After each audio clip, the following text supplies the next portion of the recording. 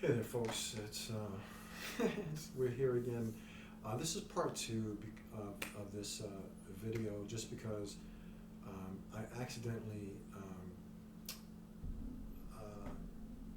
cut off the video, which now is going to be part one, because that was already my second take. I made this similar mistake on the first time. So this is part two. Okay, well, this will be a lot quicker. So we're talking about unity and enmity and duality, right? The ways of seeing, ways of being, ways of operating, whether in a religious construct, or just in terms of how it can apply to our lives in general, right? Whether in a religious or spiritual sense, which I make distinctions between those two, but or even in a political sense, okay? And we're going to touch on that right now. So this part two, and this is what I was leading to in part one, and then it got cut off. So I'm going to read here just a real quick summary. This is a study conducted by Brown University in 2025, and what they did was they looked at they studied the brain activity of people who were opposed politically, and they found that the more extreme their positions, that the more in sync their brains became with their political opponent. So it didn't matter which side of the argument, which side of the issue you fell on, or you subscribed to, didn't matter. Their brains synced up, okay? And this is why I say, it doesn't matter which side you choose. It doesn't matter which side we choose.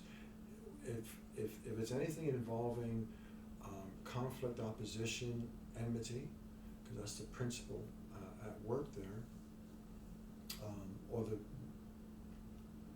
going to say principle. Yeah, I mean, I get, okay, fine, for principle, but it's certainly derivative, right? It's not primary, right? It's derived from unity, the oneness. That's primary. That's that's all. Enmity is just a segment of that, a segmentation of the oneness and illusion ultimately. So, but anyway, so in political opposition, the more that you hold to your position, and the more opposed you become to the position of your political opponent or enemy, the more in sync your brains become. Why? Because it's enmity at work. It's enmity. It's the same principle. It's the exact same thing. You're caught up in a war. You're caught up in illusion. And when we are caught up that way, man, there are consequences, of all kinds, within our own being, within our own characters. But we don't realize it. Why? Because the ego flatters itself, because it thinks it's justified in holding to its position and standing opposed to whoever, whatever, right? So we justify ourselves, we flatter ourselves, and we justify ourselves, and we feel morally superior to our opponents, to our religious or our political opponent, or our opponent of any kind, really. If we're standing in conflict, if we're standing in opposition to,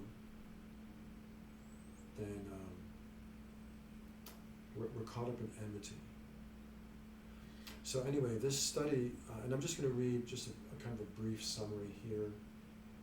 Actually, it's longer than brief, but I'm just going to read the first two paragraphs about the study conducted by Brown University. So a recent study from Brown University has found that political extremists, despite holding opposing ideological views, exhibit synchronized brain activity when exposed to inflammatory political content.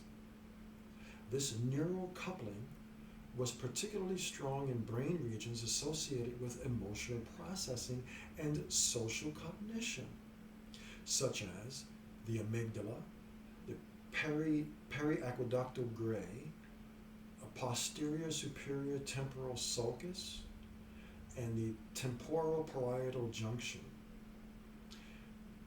For all of you neuroanatomists there, you know exactly what I'm saying. For the rest of us, I have no clue.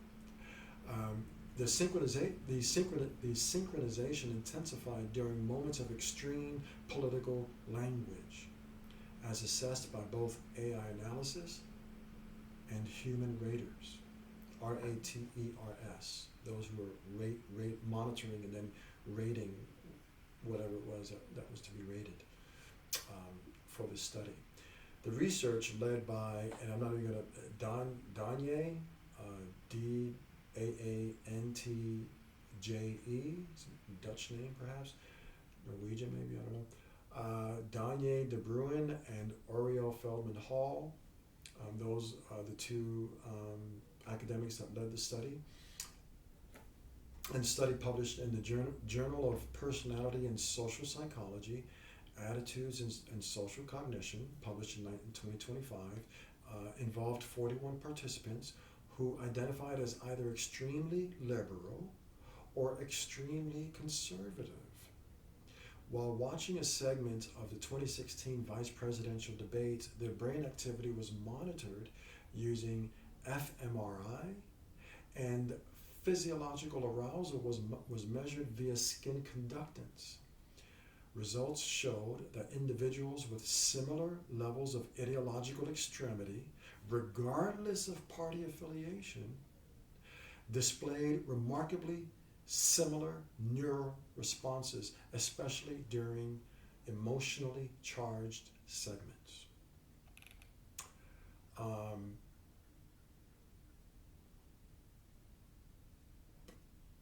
And so, interestingly, this phenomenon was not observed among moderate individuals whose brain responses varied more widely.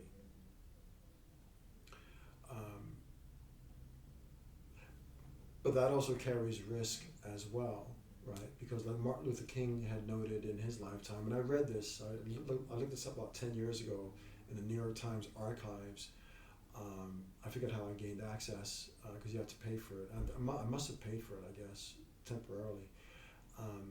And it was a quote. It was either like 63 or 65, something like that. 67 maybe. I don't remember the year.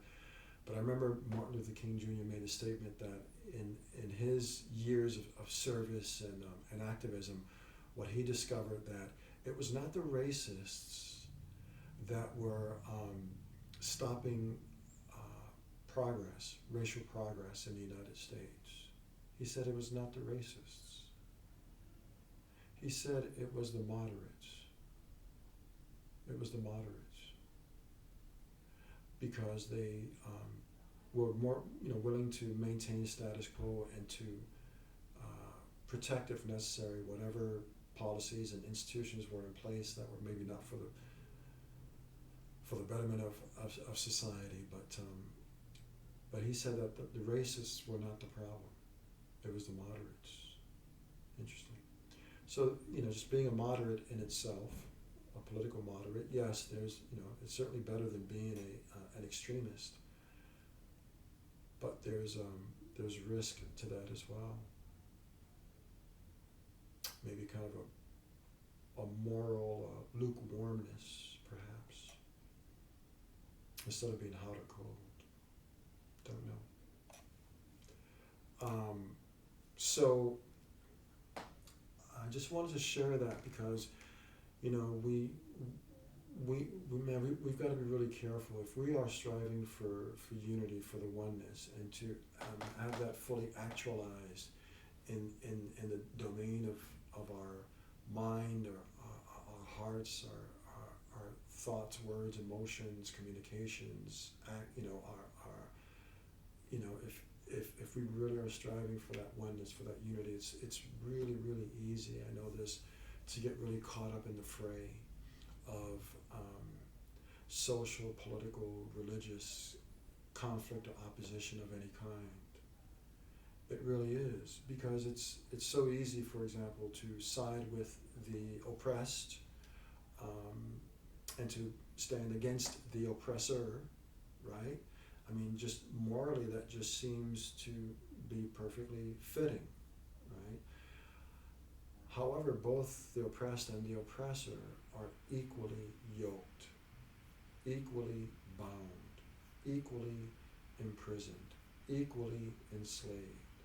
The oppressor as much as the oppressed. Both are participants in a destructive dynamic. And of course, I'm just making really simple, broad statements here, and this is just how I see it. And yeah, I can go into more in depth about it, but who cares about all that? In terms of who cares about what I think about all that? That's not the point. The point here is just for us to be careful, for us to, and we've got to look into this for ourselves, research this for ourselves, but just how easy it is to fall into, to enter the ring, right? You have two combatants going at it. It's really easy to enter that ring and take sides. What happens is, if we choose a side of any conflict, no matter how seemingly morally justified one position may be over another, we are participating in the dynamic, in the spirit, in the consciousness of enmity. And whatever or whomever we are opposed to, we're going to be synced up with them in terms of frequency. Our vibration will match their vibration. Our frequency will match their frequency, especially the more vehement we are in our opposition, in voicing our opposition. The more justified we feel in our position, the more staunchly we hold to our position, the more we are actually participating in something that truly, ultimately, doesn't serve us, because ultimately there is no resolution, there is no solution. You can't stop a snake, a venomous snake. Let's say it's a viper and it just really goes at you. You're not going to change its nature. And fine, you may kill the snake, you may kill the viper, but there are other vipers. Right? There are other vipers. Doesn't matter. So, what we can do, though, is just distance ourselves from the viper and avoid it and stay away from it. But simply staying away from it and avoiding it leaves us in a void. Let's say with regard to enmity, just simply avoiding enmity in order to not partake, in order to not participate, it's not enough. We must hold to, seek out, and hold ourselves to another principle, and that principle being oneness. That principle being oneness. And moderation and lukewarmness, be careful, because that could be that in-between world of dualism, and at some point we must make a choice. And it may not be easy. In fact, it never is easy. To choose to seek out and subject ourselves to the principle and the of oneness, of unity, and to seek out the possibilities that arise from that. And then if we're going to define for ourselves a purpose for our lives in harmony with, in alignment with that principle of oneness, of unity, that will then help us to discern what processes will be fitting for that endeavor. And then hopefully we can stand as the presence, as a presence that hopefully can inspire others. In enmity, we may impress, but we're not going to inspire. But we'll impress. We will impress with our words, written and spoken. We might impress with our actions of opposition, of protest, of whatever it may be. And sure, the aim, the goal in mind may be a fair and good one. However, when we enter into that dynamic of enmity, we are, without knowing it, we're puppets. So I'm going to be a puppet. I'd rather be a puppet of unity, because the oneness honors the individual. The oneness does not demand uniformity. Uniformity is not unity. It's not oneness. But we'll find uniformity within one side of the divide in the space of duality. And certainly we'll find uniformity in enmity. Right? What's the saying? Your enemy. If my enemy is your enemy, then that makes us friends, it makes us allies, right? And that's how alliances are formed in the world of enmity. So if we can agree on who or what is the enemy, then oh good, we're on the same side.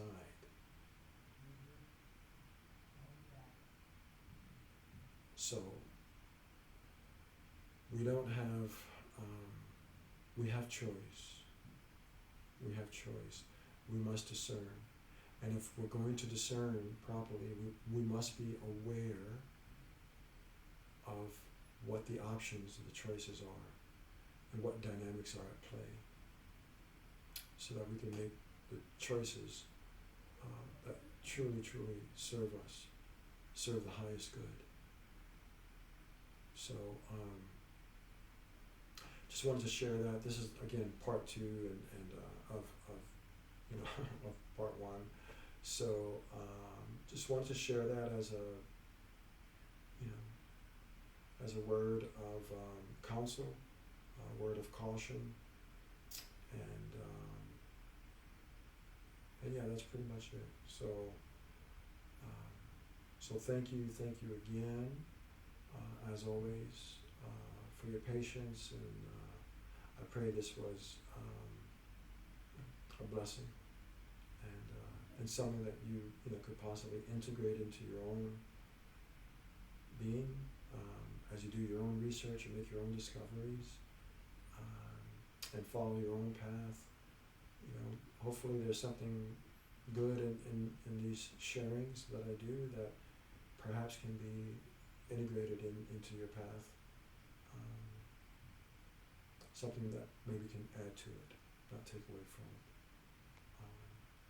All right, well, so thank you again, and many blessings to you and to all that pertains to you, many blessings to us all, eternal blessings to us all, because we need it. And all right, thanks so much. Stay blessed.